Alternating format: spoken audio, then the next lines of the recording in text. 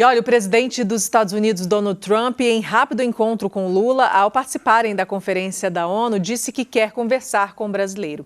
Ainda não foi anunciada uma data para a audiência, mas integrantes da oposição na Câmara Federal dizem duvidar que venha aí um acordo sobre o tarifaço. Vamos ver? O aceno do presidente Donald Trump ao presidente Lula durante conferência da Organização das Nações Unidas, a ONU, reacendeu uma esperança de que o encontro entre os dois, anunciado pelo líder norte-americano, pode chegar a um acordo comercial para a redução da taxação de 50% sobre os produtos brasileiros. Durante visita ao Congresso, o ministro da Economia, Fernando Haddad, disse que ainda não tem nada certo. A abertura que foi dada pode resolver o problema na esfera econômica. Algumas empresas brasileiras, mesmo com linha de financiamento, não vão ter condição de se sustentar sem a abertura do mercado americano. E a medida é absolutamente injusta com o Brasil.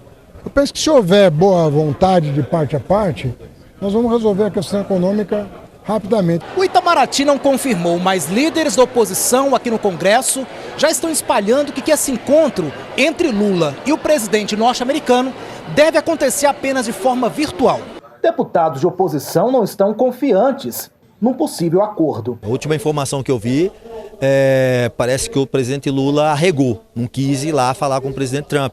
Na verdade, hoje se descortina a mentira contada aqui no Brasil, onde eles diziam que o presidente Lula tentava a agenda, mas não conseguia. Mas hoje o Trump reverteu a situação e disse, olha, eu estou aqui, vamos marcar essa reunião. E parece que eles querem tentar fazer uma reunião virtual ou coisa assim parecida, porque talvez um medo de encarar a outra autoridade e dizer a ela, ou talvez um medo de escutar algumas verdades frente a frente, cara a cara, sem texto lido ou sem formalidades de um encontro como foi lá na Organização das Nações Unidas. Esse encontro é um desejo do presidente Trump, mas infelizmente o Lula quer o Brasil quanto mais pior, melhor, porque ele já descobriu e falou com as bocas deles que quanto mais o povo é pobre, mais vota nele. Então ele quer deixar de atender aí os Estados Unidos para poder entrar em confronto e ele realizar o sonho dele de fazer o país um partido socialista em primeira instância e depois comunista no segundo, que começa assim,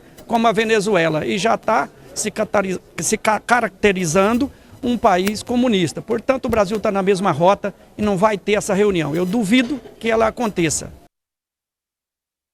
É isso. Bom, na realidade, quando essa conversa aconteceu, esse breve comentário do Trump lá no discurso da ONU, a cronologia foi, Lula falou primeiro, e desceu a lenha, principalmente nessa questão das tarifas dos Estados Unidos em relação ao Brasil. E logo em seguida o Trump falou e se colocou super à disposição, Lembrando lá atrás que ele tinha falado, inclusive numa entrevista para jornalistas, falando que ele pode me ligar a hora que ele quiser. Agora está essa especulação, se esse encontro vai ser presencial, não, vai ser uma ligação, não se sabe ainda, É importante a gente destacar o lobby que aconteceu nos bastidores, Os irmãos batistas goianos, que tem uma presença aí forte no mundo, grandes empresários da carne controlam aí, tem muitos, milhares de funcionários, tanto no Brasil quanto nos Estados Unidos, e hoje já se sabe que houve essa conversa com o Trump por meio desses empresários. A gente sabe que o Trump é também um grande empresário, então, e ninguém quer perder dinheiro. Então, às vezes a gente fica com essas especulações, e aí eu faço uma ressalva em relação aos parlamentares que estão criticando, que estão torcendo para dar errado, que isso não é republicano. A gente precisa caminhar no sentido de unir esforços para que isso funcione.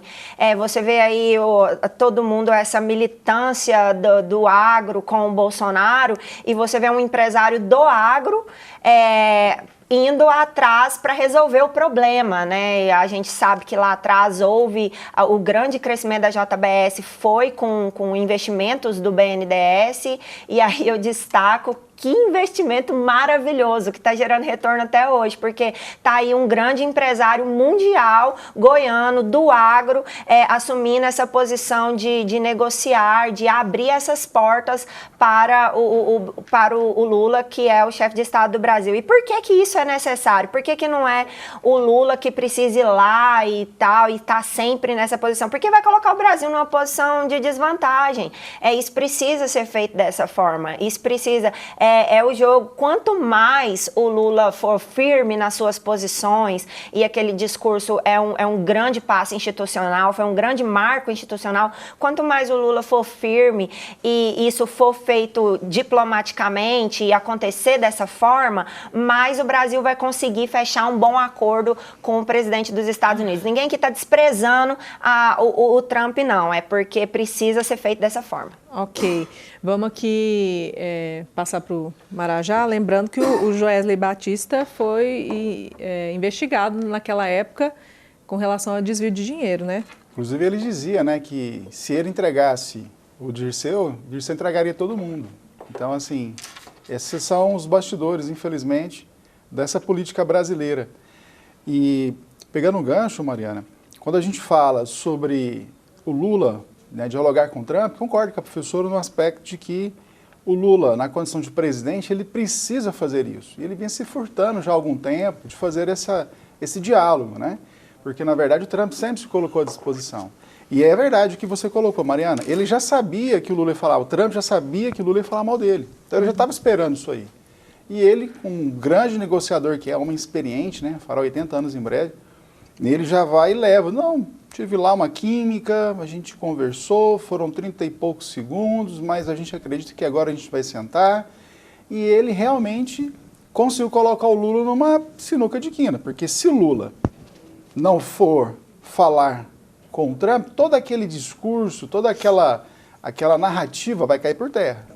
E se ele for falar com o Trump, né, ele acabará ouvindo o que não quer. Tudo bem que ele poderá falar o que ele quer também, mas o que nós brasileiros, independente da cor político, partidária, ideológica, que mais uma vez compartilha nesse aspecto, concordando com a professora Ana Flávia, o que a gente quer é que o Brasil funcione bem e que Lula, que é muito bem pago, aliás, faça seu trabalho, né?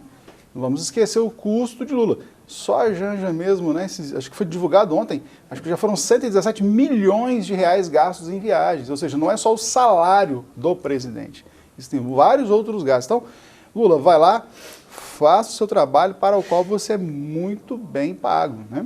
Então, nós esperamos que o Lula possa, através do Itamaraty, que tem uma baita estrutura diplomática, mudar um pouco desse cenário aí, né? E, concluindo, para depois não ficar reclamando que Eduardo Bolsonaro é um super deputado.